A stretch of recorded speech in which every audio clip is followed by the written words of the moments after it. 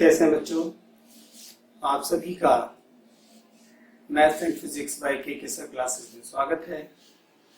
और जैसा मैंने आप लोगों से प्रॉमिस किया था, आपको यहाँ पर मैं आज लाइट चैप्टर में रिफ्लेक्शन थ्रू स्फेरिकल मिरर्स के बारे में बताऊंगा। यदि में आप जान रहे हैं गोलीय दर्पण द्वारा परावर्तन। ये तो मैं शुरू करूंगा इस चैप्टर में। इसके बाद में मैं आपको लेंसेज के बारे में बताऊंगा। होल चैप्टर कवर करूंगा। कोशिश करूंगा 2 पार्ट में ही आपका चैप्टर हो जाए। चैप्टर में काफी बारीकी आपको बतानी है एंड आई प्रॉमिस यू सारी बातें देखने के बाद आपको बहुत मजा आएगा, सारे डाउट्स क्लियर हो जाएंगे। सो प्लीज बहुत केयरफुली वॉच करेंगे और जो आपके डाउट्स होंगे आप उससे कमेंट्स में जरूर पूछेंगे। बहुत मजा आएगा मुझे आपके डाउट्स क्लियर करने में। लेकिन प्लीज बेटा, जितना आप शेयर करेंगे, डाउट्स पूछेंगे कमेंट्स में, सब्सक्राइब करेंगे, उतना ही हम आपके साथ जुड़ते जाएंगे और 1 बाय 1 आपके सभी डाउट्स क्लियर करेंगे। होल आपका जो फिजिक्स का कोर्स है उसमें।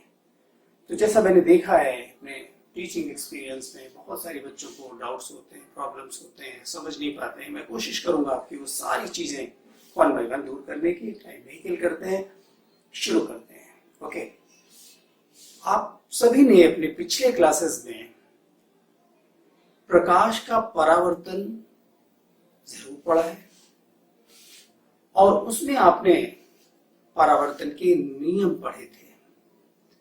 तो थोड़ा सा ब्रीफ कर देता हूं।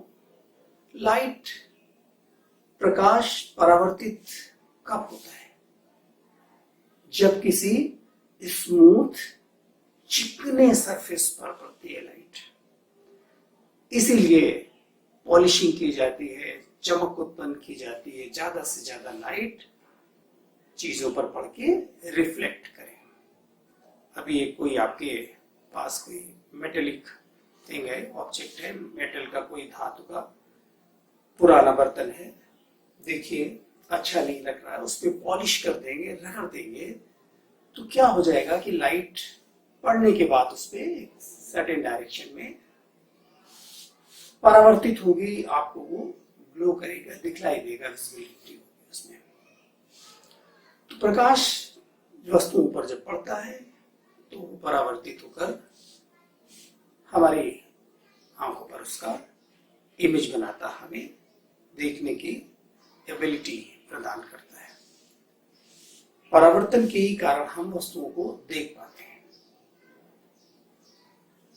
तो हम यहाँ पर वो वाली बातें जिसमें आपको बताएं, जो लॉज आपको जो 2 बताए गए थे, दैट जल्दी से एक बार बता दूं। ये नॉर्मल कहलाता है, जिस पॉइंट पर यहाँ पर इंसिडेंट रे गिरा है, और ये आपतित किरण अभिलंब, और ये परावर्तित किरण रिफ्लेक्टिंग सरफेस आपने पढ़ा हुआ था। तो यहाँ पर ये एंगल ऑफ इंसिडेंस, ये एंगल ऑफ रिफ्लेक्शन, सॉरी बच्चों हिंदी में बताना था आपको, आपतन कोण, परावर्तन कोण, और ये आपतित किरण और ये परावर्तित किरण। ये क्या थी? आपतित किरण, ये परावर्तित किरण थी, और ये क्या था? अभिलंब। 2 लॉज आपने जो पढ़े थे वो क्या थे? एक बार ध्यान दीजिए। ये आपतन कोण, ये क्या था? आपतन, और ये परावर्तन।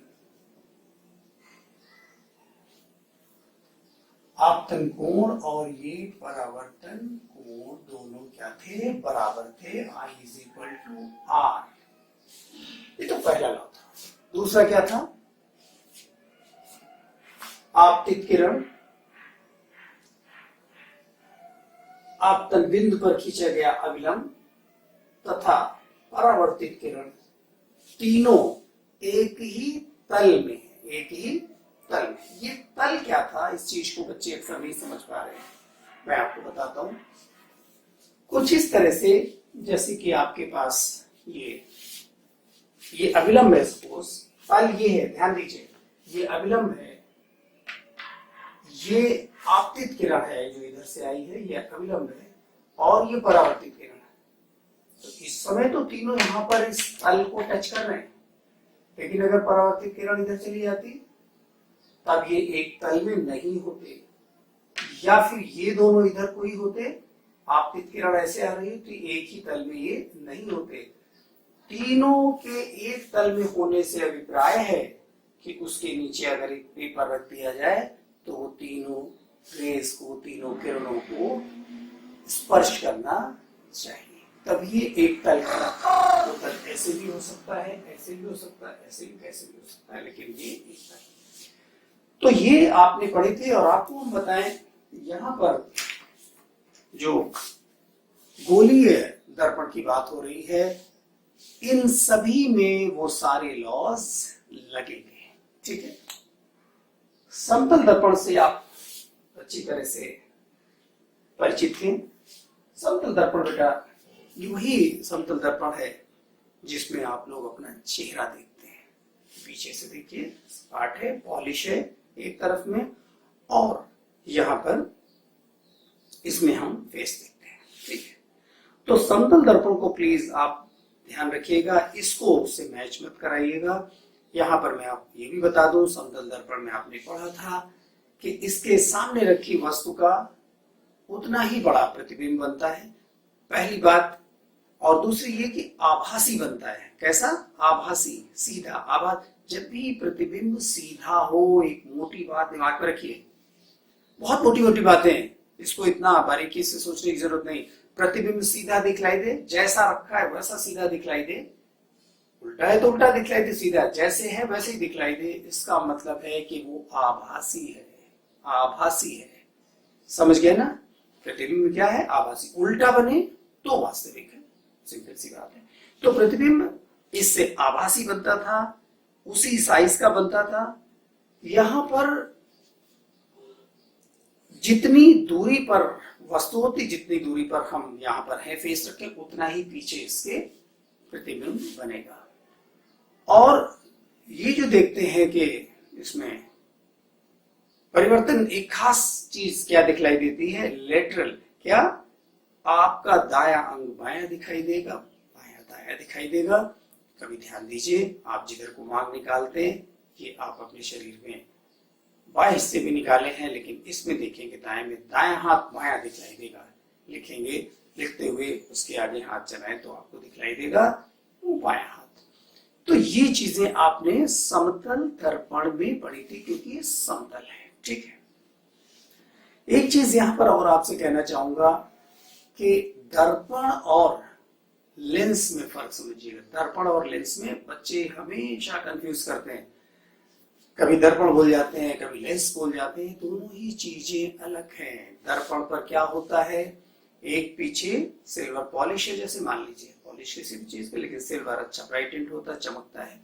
सिल्वर पॉलिश होती है, लेकिन सिल्वर आपको यहाँ पर नहीं दिखलाई दे रहा, उसके प्रोटेक्शन के लिए यहाँ पर एक ये कोटिंग कर दी जाती है, कुछ ग्रे कलर का या ऑरेंज कलर का, डिफरेंट टाइप का। ये मेरी बात खत्म हुई। अब मैं अपनी बात खत्म कर रहा हूँ किस पे? गोलीय दर्पण। नाम में ही छिपा है, गोले से बना हुआ एक दर्पण। किसी गोले का, एक गोले, कांच का एक गोला लीजिए, गोल बर्तन लीजिए, उसके जो पीसेस होंगे, टुकड़े हैं, टूट जाते हैं, सपोज कीजिए एक टुकड़ा उठा लीजिए, उसमें पॉलिश कर दीजिए एक तरफ, ये दर्पण बन जाता है। कौन सा? गोलीय दर्पण। तो गोलीय दर्पण में बेटा हमें आप लोगों को कुछ बातें बतानी है, मैं वहां से ही अपनी बात आरंभ करूंगा। ओके, तो बच्चों अब यहाँ पर हम गोलीय दर्पण के बारे में बात करने जा रहे हैं, जिसमें हम पहले आपको गोलीय दर्पण का वक्रता केंद्र बताएंगे, देन वक्रता त्रिज्या, ध्रुव और मुख्य अक्ष।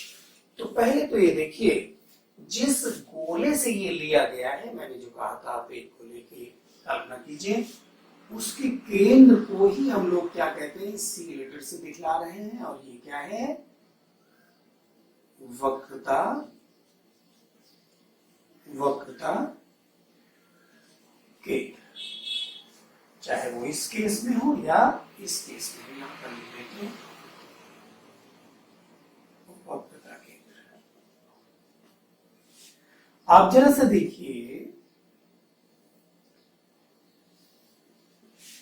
ओके, जिस गोले से उसका हिस्सा लिया जा रहा है वही गोले का केंद्र क्या है, वक्रता केंद्र से हम लोग सी से दिखला रहे हैं और ये उसी का एक हिस्सा हमने ले लिया है। अगर उभरे हुए सिरे पर पॉलिश किया है तो ये इसका परावर्तक तल है, तो ये क्या है, अवतल। देखिए अवतल दर्पण। लेकिन अगर अंदर के सिरे पर पॉलिश किया है तो ये क्या है, उत्तल दर्पण। बेटा हम आप लोगों को बताएं, अपने घरों में भी आप देख सकते हैं, नया चमकीला कोई बाउल हो, कटोरी हो, चम्मच हो, उसमें धसे वाले हिस्से पर, अंदरूनी हिस्से पर आप जब फेस देखेंगे तो ये हमारा अवतल दर्पण बन जाएगा और पिछले हिस्से पर देखेंगे तो ये हमारा उत्तल दर्पण बन जाएगा। अभी मैं दर्पण आपको दिखलाऊंगा। और ये जो दर्पण का मध्य बिंदु है, इसे हम लोग क्या कहते हैं, ध्रुव। ये देखिए, इसे पी लेटर से दिखलाएंगे। दोनों ही केसेस एक साथ लेके चलो। तो ध्रुव मध्य बिंदु, जिस गोले से लिया गया है उस गोले का केंद्र वक्रता केंद्र, और ध्रुव तथा वक्रता केंद्र के बीच की दूरी क्या कहलाती है, यानी ये CP इज इक्वल टू क्या, वक्रता त्रिज्या। CP क्या है, वक्रता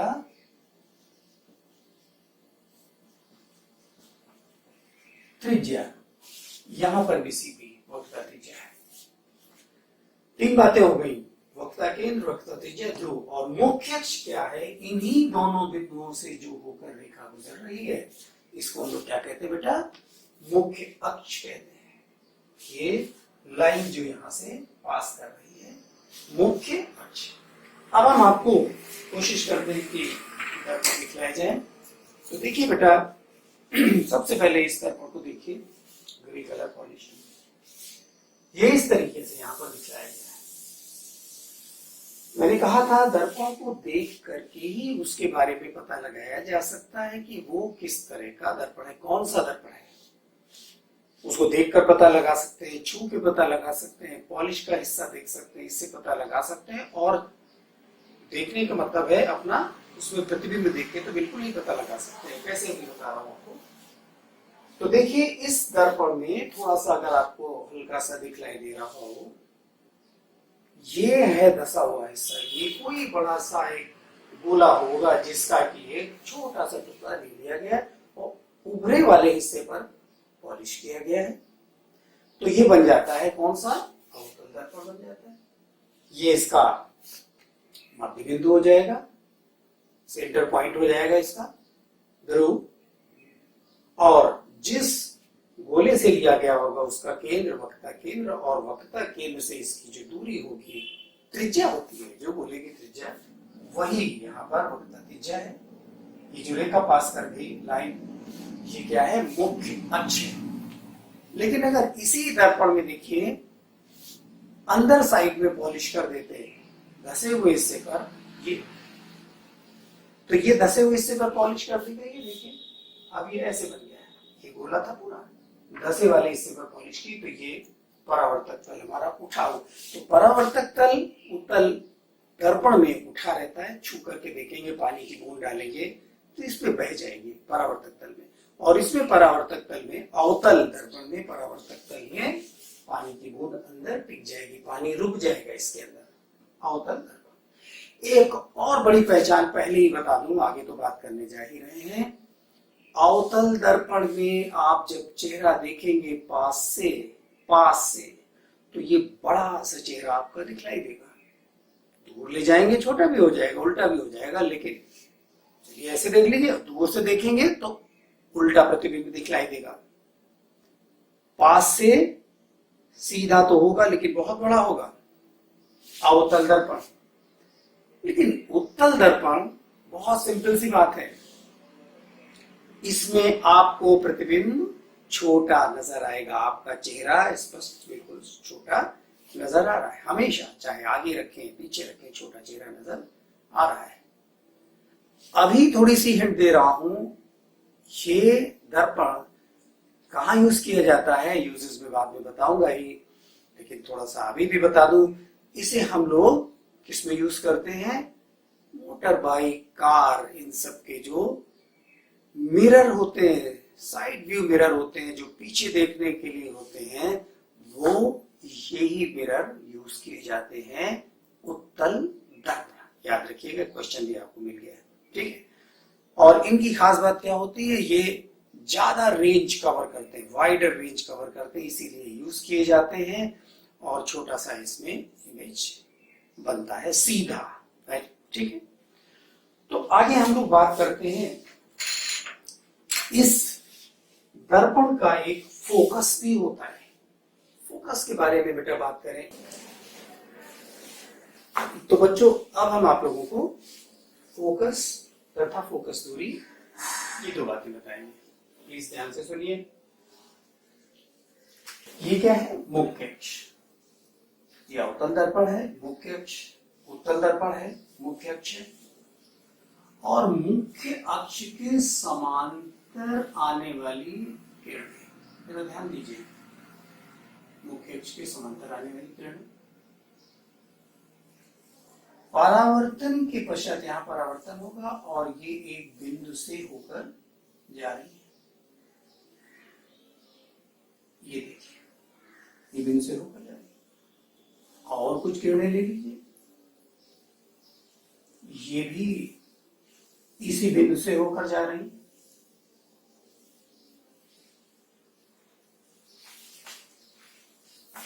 जो मुख्य अक्ष है वो स्वयं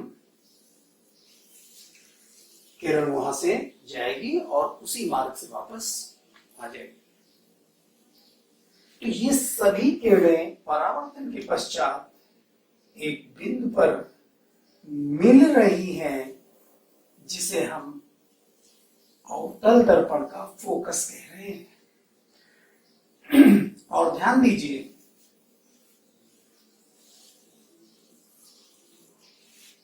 ये तो फोकस है, चलिए लिखिए दे रहा हूं यहां पर,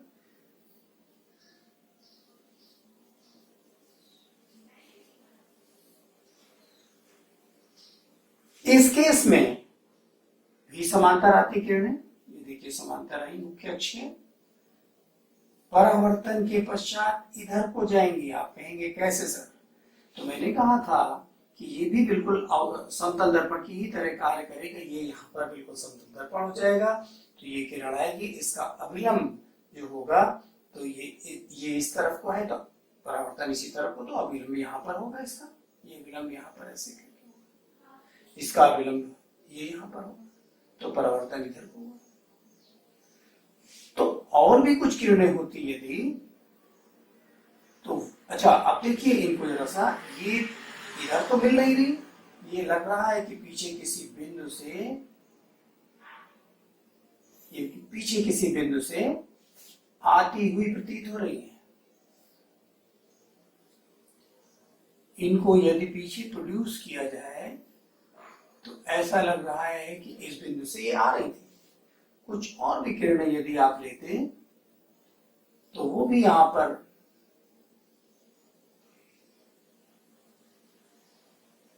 परावर्तित हो जाती और लगता कि एक बिंदु से चलकर आ रही है।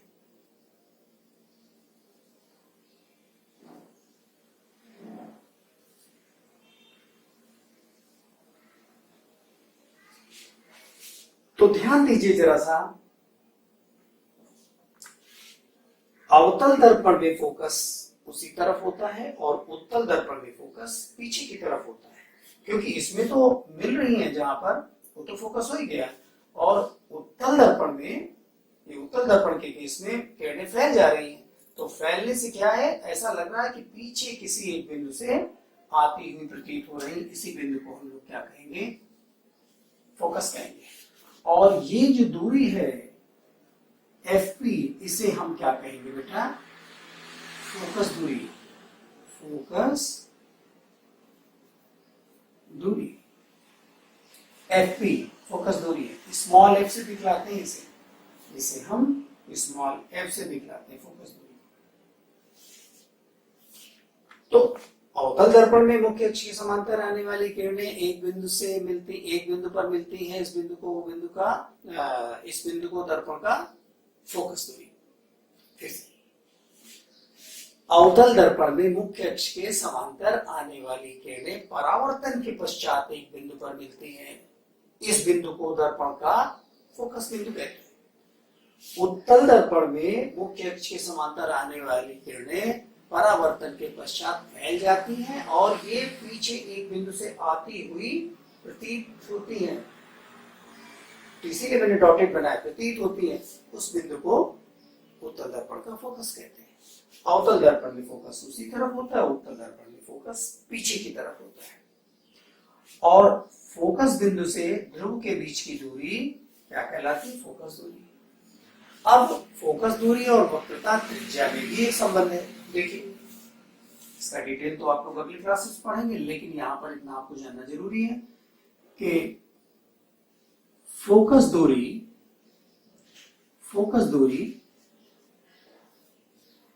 बराबर वक्रता त्रिज्या बटा 2।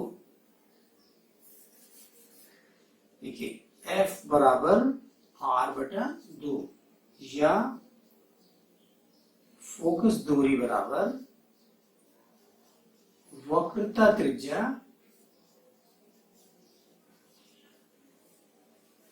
बटा 2। तो अगर फोकस दूरी आपसे पूछी जाए, वक्रता त्रिज्या दी हो, सपोज वक्रता त्रिज्या मैंने दिया, यहीं पर प्रश्न दीजिए कि R बराबर कितना, 30 सेंटीमीटर, और फोकस दूरी पूछी जाए तो क्या होगा, R बटा 2 मतलब 30 बटा 2 बराबर 15 सेंटीमीटर। तो दर्पण की फोकस दूरी आप ज्ञात कर लेंगे, फोकस दूरी दिया हो तो वक्रता त्रिज्या आप ज्ञात कर लेंगे।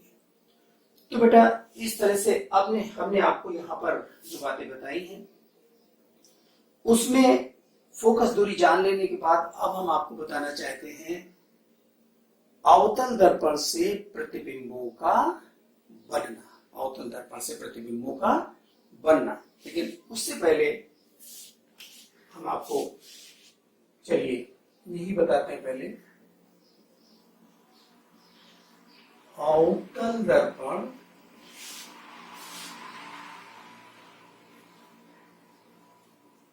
द्वारा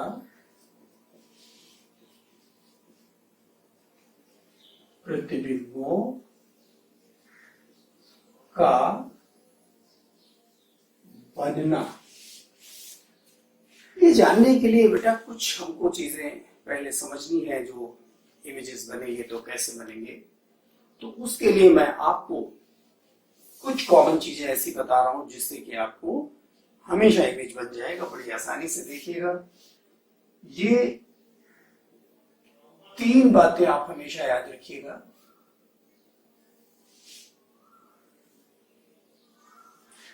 ये तो पोल है, ये फोकस है, सभी में